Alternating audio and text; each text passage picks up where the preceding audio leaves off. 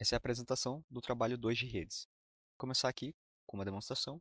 Então, vou executar o servidor, executar dois clientes. Pode ver que os dois estão esperando para a entrada do usuário. Então, eu vou tentar, por exemplo, pegar um arquivo que não existe, ou um arquivo que está fora da pasta. E você pode ver que, por exemplo, se eu mandar um chat aqui, que ele vai fazer um broadcast para todos eles, ao mesmo tempo que ele espera a entrada do usuário, ele também vai receber o broadcast do servidor. Então ele consegue fazer as duas coisas ao mesmo tempo. Agora eu vou buscar este arquivo aqui, que é o paraná.png, que tem 11.8 megabytes. Você pode ver aqui que ele vai salvar ele aqui, recebido com sucesso. Por último, você pode também tentar fazer um podcast direto pelo servidor. Clientes vão receber. Eles também podem ser desconectados do servidor. Agora sobre a explicação técnica,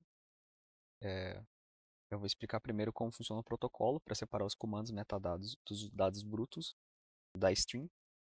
A gente faz isso com base nesse método aqui, o sendFrame, que vai receber o socket, comando e os dados.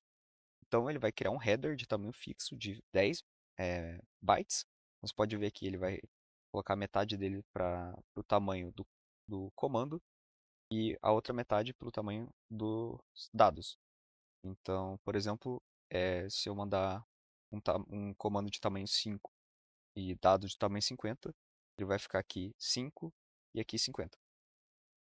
Dessa forma, com esse header de tamanho fixo, eu vou mandar o header, o comando e os dados. E quando alguém receber ele vai chamar essa função aqui para buscar exatamente 10 bytes do header, certo? Então, ele vai ficar executando esse while enquanto não forem buscados os 10 bytes. E só depois que todos os bytes forem buscados, ele vai pegar e voltar para cá. Então, depois de 10 bytes, ele vai formar um header. Depois disso, ele vai separar aqui, buscar o tamanho do comando e o tamanho dos dados, para fazer exatamente a mesma coisa para o comando. Então, ele vai buscar, por exemplo, aqueles 5 bytes do comando que eu tinha comentado antes, e os dados também. Então, por exemplo, os 50 bytes que eu tinha comentado antes, e vai, por último, retornar o comando e os dados. Dessa forma, você não tem uma fragmentação, você não recebe pacotes que vêm com dados de um ou que vêm com dados incompletos. Agora, para a segmentação do arquivo, ela é feita nessa função aqui, sendFile, logo depois de fazer as verificações do arquivo, certo? Então, aqui na sendFile, ele primeiro cria um objeto de uma hash SHA, certo? Ele vai abrir o arquivo como read de bytes e ele vai ler ele em bytes de 8 kbytes, que está aqui. Então, a cada 8 kbytes ele vai ler uma parte do arquivo em chunk, certo? E ele também vai fazer o update dessa hash. Então, ele vai atualizar a hash e daí mandar os dados.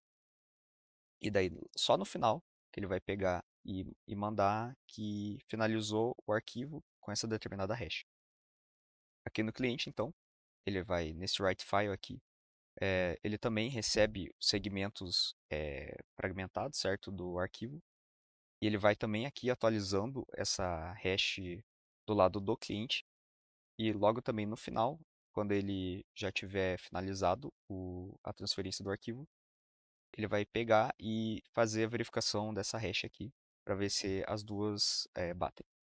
E se elas não baterem, ele não vai salvar o arquivo. Por último, apenas mostrar aqui que o cliente ele cria uma thread apenas para esperar as respostas do servidor e fazer o handle delas.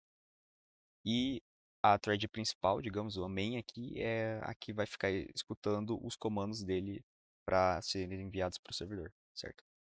E da mesma forma, o servidor ele vai criar a thread do broadcast principal e também ele vai criar uma thread para cada um dos clientes que podem sendo aceitos na conexão.